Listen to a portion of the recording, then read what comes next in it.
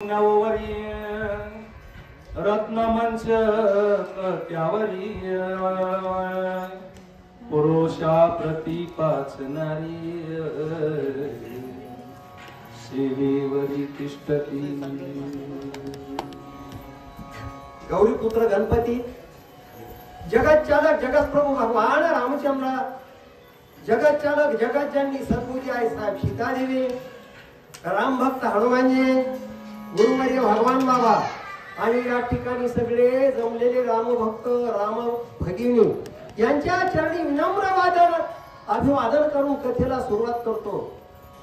संत सजना साष्टांग नमन श्रोते जनांसी लोटांगण करावया कथा निरूपण ज्ञान मद द्यावे। माऊली प्रभू तुम्ही भैशाची या मूर्ती, मी तव दुबळा अर्चित असे भक्ती, बोल जरी गंगावती तरी स्वीकाराल की। या ठिकाणी असताना भारद्वाज ऋषीच्या आश्रमाच्या ठिकाणी साधुरत्व भरत भगवान रामचंद्र प्रभूचा बंधू सप्त ऋषीचं मंडळ बरोबर होतं। वशिष्ठ गुरु बरोबर होते, अयोध्येतले सगळे पूर्ण लोक बरोबर होते, एकटी काही काही सोडून सगळे बरोबर होते। त्यांची सगळे षोडशोपचार्य पूजा केली। त्यांनी भोजनाच्या अनेक प्रकारचं भोजन ज्याला जे पाहिजे ते आहे रे सगळे जे असतात रे फर्स्ट, आणि त्यांची अनेक प्रकारे असतात रे गायनाची इच्छा पूर्ण केली। कारण त्यांचं गायनाची इच्छा परिपूर्ण करण्यासाठी त्या ठिकाणी रांभा उर्वशी अप्सरा गायन करण्यासाठी आलेल्या होत्या। महाराज एवढंच नाही सांगितलं, पुन्हा या ठिकाणी नाथ महाराजांनी सांगितलं, काय सांगितलं की त्या ठिकाणी अशा प्रकारचे असणारे सुंदर अशा प्रकारचे वंशक तयार केलेले होते आणि त्यांची सेवा करण्यासाठी असणारे पाच अशा प्रकारचे असणारा उर्वशी अप्सरा मेनका देवांगासारख्या असणाऱ्या आणि त्या ठिकाणी होत्या असं वर्णन केलंय। एकी करी चरण शाना एकी त्या चरणा संवाहन एकी चंद्र एकी दिव्यांजन बिडिया जान एक देती। काय समजा बोलले महाराज, ते असणाऱ्या राजे महाराज होते, महाराज साधू संत होते, सप्त ऋषी मंडळ होतं, त्यांचे असणारे चरण चुमण्यासाठी सुद्धा असणारी संपूर्ण असणारे आणि स्वर्गातून अशा प्रकारची त्यांची सेवा करण्यासाठी देवांगण आणलेले होते असं वर्णन केलंय नाथ महाराजांनी। आणि अशा प्रकारे तेवढं त्यांची पूजा अर्चा करून सुद्धा अनेक प्रकारचे षोडशोपचारची पूजा अनेक प्रकारचे असणारे विडे त्यांनी दिले जात होते असं नाथ महाराजांनी वर्णन केलं। महाराज बोला अप्सरा पुरुषाशी बोलती आम्ही न येऊ अयोध्ये प्रती आजीची क्रमिली राती जाऊ मागुती स्वर्गासे। काय सुंदर वर्णन आहे महाराज। या ठिकाणी नाथ महाराजांनी सांगितलं त्या ठिकाणी जी अप्सरा देवांना उर्वशी अशा प्रकारे होत्या त्या कारण स्वर्गातल्या होत्या आणि या माणसाबरोबर संभाषण करीत होत्या आणि त्यांनी सांगितलं की आजची रात्रभर असणारी आम्ही तुमच्या पूजा करणार आहेत, आज्ञा करणार आहेत आणि पुन्हा अयोध्येला येणार नाहीत अशा प्रकारे असणाऱ्या त्या देवांगना आणि त्या ठिकाणी संभाषण करू लागल्या। महाराज बोला भारद्वाजांचे ज्ञान ध्यान ज्ञानी आमचे येते आगम दिवस उगवताची जाण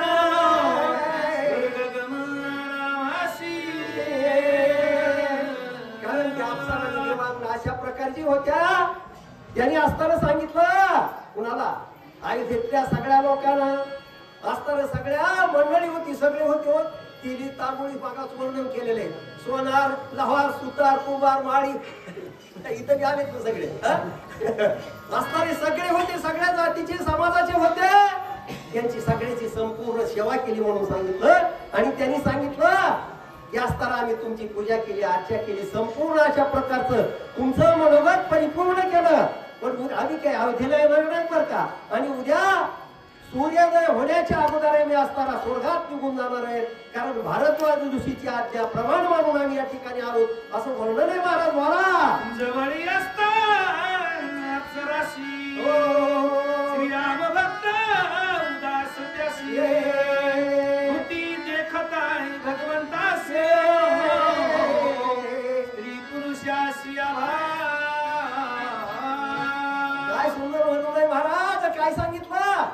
राम भक्तांचं मनोगत परिपूर्ण करण्यासाठी कुणाचं माझे जे या ठिकाणी रामभक्त आले त्या रामभक्ताचं मनोरथ परिपूर्ण करण्यासाठी त्यांच्या मनाला समाधान देण्यासाठी त्यांच्या मनाला सुख समाधान प्राप्त करून देण्यासाठी आम्ही या ठिकाणी आलो होतो.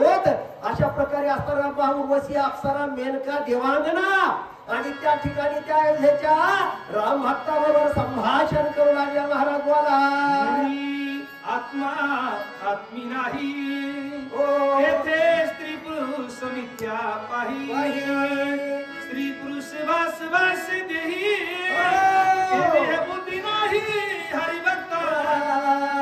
काय म्हणले महाराज काय किती उच्च श्रेष्ठीचे विचार आहेत.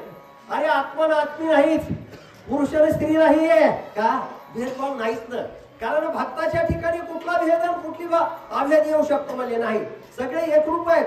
माझ्या भगवान रामचंद्र प्रभूचे भक्त आहेत आणि माझ्या भगवान रामचंद्र प्रभूची सेवा करण्यासाठी आम्ही या ठिकाणी आगमन केलंय आणि तुमची राम भक्ताची इच्छा परिपूर्ण करण्यासाठी या ठिकाणी आम्हाला आणि ऋषीने बोलवलं. अशा प्रकारे असताना त्या ठिकाणी संभाषण करू लागल्या महाराजाला विषयी पुरुष सहित नारी स्वर्ग भोगिती घरोघरी भारद्वाज ऐसी परी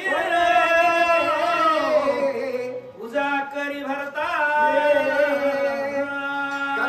स्वर्गातल्या सुखाची आली या ठिकाणी भारद्वाज ऋषीच्या ठिकाणी ज्या आश्रमाच्या ठिकाणी असताना सुख समाधान प्राप्त करून दिलं. त्या भारद्वाज ऋषीने असताना स्वर्गातलं सुख आश्रमाच्या ठिकाणी आणलं महाराज आणि साधुरत्न भरत शत्रुघ्न सप्त ऋषीचं मंडळ आणि अयोध्येतले संपूर्ण सगळे जातीचे लोक महाराज बघायला जातीवर किती वाईट आहे आजची अवस्था भगवंताने कारण असताना माझ्या हनुमानजीला विनंती की बाबा सही सलामत अशा प्रकारे पार पाडवा जातीमध्ये कसल्याही प्रकारची तेढ भगवंत हनुमानजी निर्माण होऊ देऊ नका अशी मी हनुमानजीच्या चरणी विनंती करतो महाराज.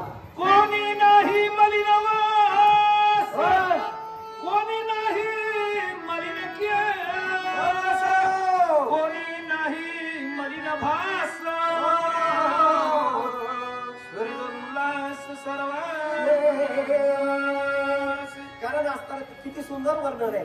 या ठिकाणी राज महाराजांनी सांगितलं सगळे एका ठिकाणी आले होते कुठल्या प्रकारचा भेद नव्हता कसल्या प्रकारची असणारी संपूर्णची सगळे सुखी होते समाधानी होते आनंदाने होते आणि अशा प्रकारचा असताना त्यांच्या मनामध्ये कुठल्याही प्रकारचा भेदभाव नव्हता.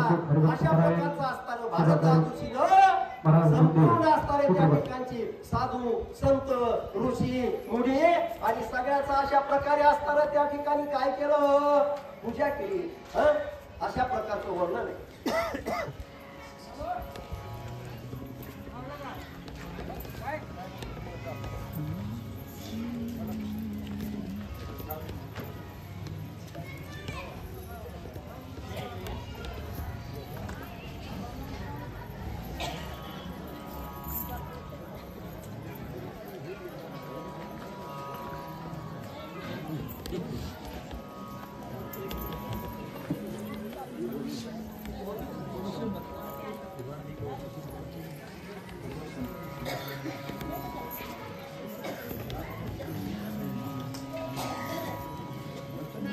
Thank you.